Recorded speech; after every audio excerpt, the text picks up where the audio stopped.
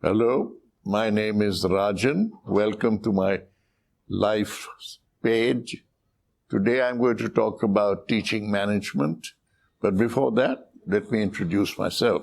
I was born in Lahore, in undivided India, and lived there for first 12, 13 years of my life. And I went to school in St. Anthony's School, Lahore, finished my schooling in Ranchi because my parents had shifted by then to Jamshedpur. And from Bishop Westcott School, Ranchi, I went on to study for my BA at St. Stephen's College. St. Stephen's was a fabulous. Teaching management is, to me, part of teaching life, like any other function in a business organization. But to me, it's the most exciting because it is taking you where you would be most useful in the organization. And helping people decide what part of the management function they would like to contribute to. It would be helping people channeling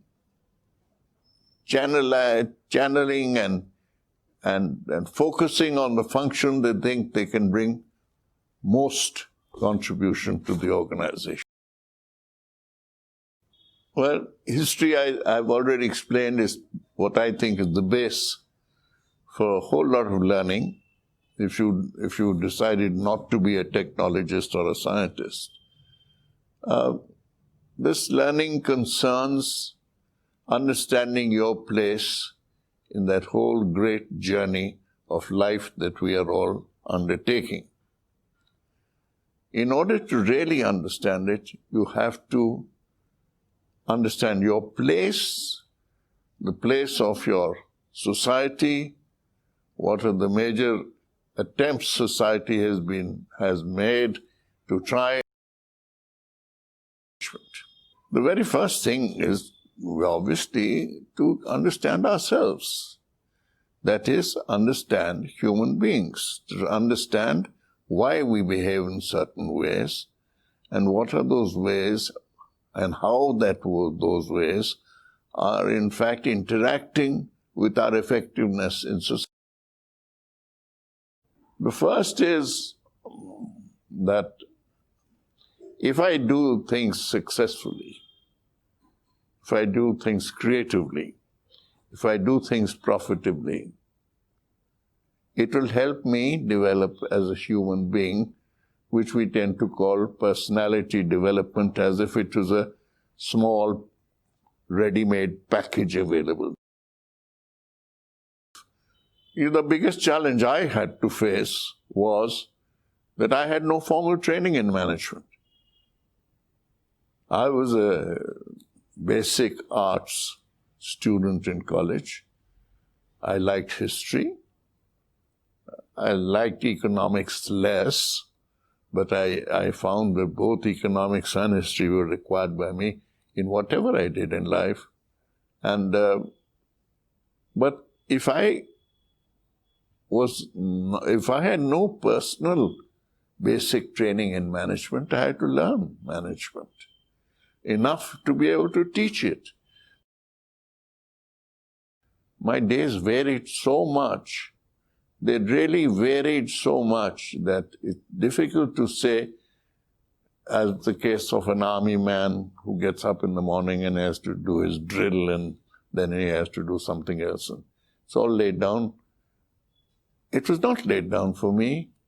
And I had to stay current of a profession which had a lot of thinkers in it.